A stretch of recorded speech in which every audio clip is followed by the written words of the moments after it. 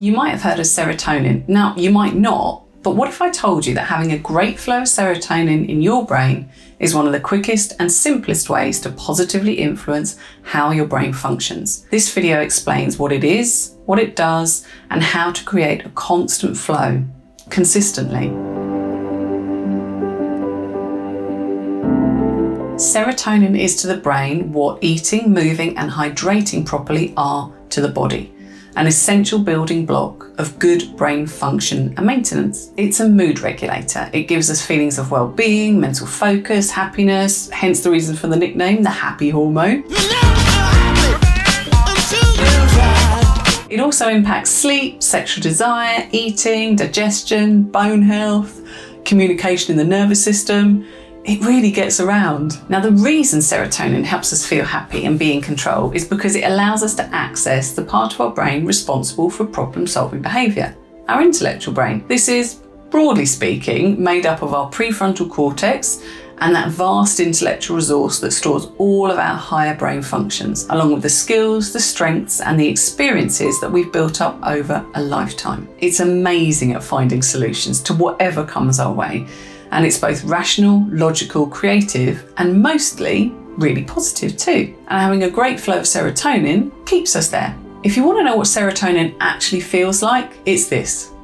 I got this. Whatever happens, I know I've got the resources inside me to move through it. I'm ready to take on that challenge. It both smooths out the edges of the negative things, because it gives us the ability to see events from a logical perspective, and it helps us solve problems and gives us confidence to take action to improve our lives. And it's easy to get the flow of serotonin going. We simply have to focus on what's been good, on what's going well in our lives, on what we have done, and on what we're pleased or proud of. Serotonin production can come from doing the nice things in life and doing the right things in life. So like making the bed, enjoying a favourite pastime, cooking a yummy meal from scratch, pottering in the garden, finishing off that work project or hitting a homework deadline, having a dance, going for a run, clearing out the junk drawer, or even just sending a text.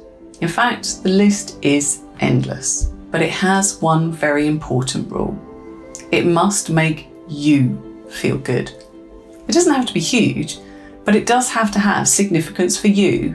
And the great news is, you decide what that significance is. Sadly, serotonin doesn't hang around for too long in the brain. In fact, there are, as far as I know, only two things that can increase that time. So the first is medication in the form of SSRIs, selective serotonin reuptake inhibitors, more commonly known as antidepressants. It literally holds the serotonin swimming about the brain for longer. So whatever we do works harder than when we're not taking them. And exercise is the other. If we raise our heart rate for just 10 minutes or so, we start to produce another chemical in the brain called BDNF, brain-derived neurotrophic factor, or more often known as miracle growth for the brain. And that aids learning, cognition, neurogenesis, making new brain cells to you and me. Roughly speaking, again, it does exactly the same thing. It keeps that serotonin in the brain for longer, which is one of the reasons we feel that post-exercise buzz, and doing something that requires thinking or learning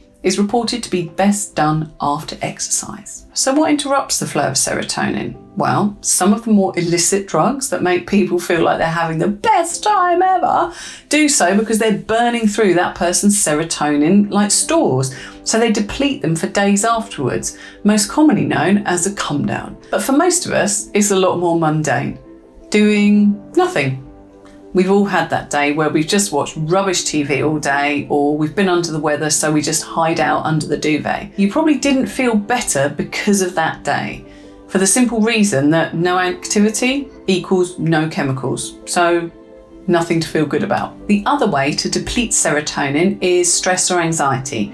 And that's because releasing stress chemicals like cortisol and adrenaline into our system interrupts the uptake of the serotonin. We feel it like we know something good's happened, but we don't get that feeling that a good thing's happened. And extremely stressful cases, we have this huge rush of those stress hormones, which deplete serotonin for days at a time and make it really hard for us to cope and get kind of back up on our feet. And because serotonin doesn't last in the brain, you'll need to keep doing the good things to produce the serotonin. And you'll also need to notice them too. And there's a really quick way of doing this. and get into the habit of noticing is to write things down. I would suggest try it for a week. Come back and comment on how you feel once you've done that. Now, for more information, get in touch, or to see more videos like this and get my latest guided relaxations, visualizations and hypnosis meditations, hit subscribe and get reminders. Thanks for watching, and keep remembering to look out for what's been good. I'll see you soon. Bow, chicka, wow, wow, pow, pow, pow.